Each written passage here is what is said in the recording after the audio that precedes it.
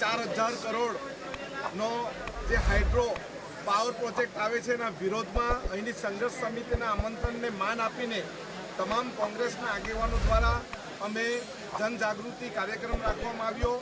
આવનારા દિવસમાં કોઈ પણ સર્વેનો કાર્યક્રમ થશે અમે સંઘર્ષ સમિતિની સાથે રહીશું અને આનો ઘોર વિરોધ કરીશું।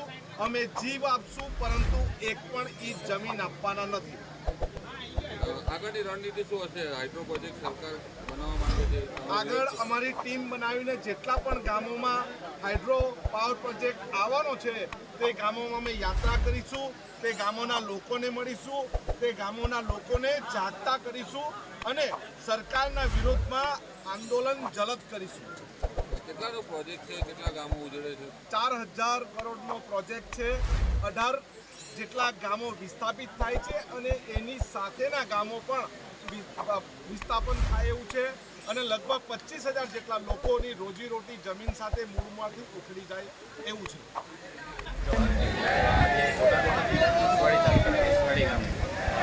હાઇડ્રો પાવર પ્રોજેક્ટના વિરોધમાં જનસભા કરવામાં આવી છે। એમાં અનંત પટેલ સાહેબ, દિગ્વિજય આજુબાજુના તમામ ગામડાના માણસો અમે હાઇડ્રો પ્રોજેક્ટના વિરોધમાં અમે લોકો અહીંયા ભેગા થયા છીએ અને સરકારને અમે એટલું કહીએ છીએ અમારા વિસ્તારમાં તમે સર્વે કરવા આવશો તો કોઈને અધિકારી આવશે તમારા કપડાં કાઢી લઈશ, અમારા વિસ્તારમાં આવતા નહીં। જલ જંગલ જમીન અમારો વર્ષોથી અમે આ વિસ્તારમાં રહીએ છીએ, તમારા કપડાં નીકળી જશે, તમારી પાર્ટી હોય એ બધું નીકળી જશે એટલે અમારા વિસ્તારના લોકોને શાંતિથી જીવન જીવા દો એવી આશા અપેક્ષા। અને અમારા જીએમડીસી ડુંગર ખાતે જીએમડીસી નામની કંપની છે। જીએમડીસી આ આજુબાજુ વિસ્તારનો જે રહેતા લોકો છે એમની સંસ્કૃતિ, પર્યાવરણ, જળ જંગલ જમીનને નુકસાન કરી રહી છે એટલે સરકારને અમારા સમાજના લોકોની નમ્ર અપીલ છે કે આદિવાસી લોકોને શાંતિથી જીવન જીવા દો, નહીં તો ચાલીશું બધાના માર્ગે અમારા વિસ્તારના લોકોને તકલીફ પડે જ્યારે બિરસા મુંડાના માર્ગે ગુલાન પણ કરવા તૈયાર। અત્યાર સુધી આદિવાસી વિસ્તારોમાં વિસ્થાપન અને એનું ફરી ગમે ત્યાં આપણને નાખી દેવાના એવી અત્યાર સુધી પ્રવૃત્તિઓ ચાલે છે અને આ હજી નથી ચાલતી। એ 5000 વસ્તી ચાલે છે એટલા માટે એકલવ્ય નો મોટો કેમ કહ્યો તો કે અર્જુન થી વધારે ચડિયાતો નહીં થઈ જાય એટલા માટે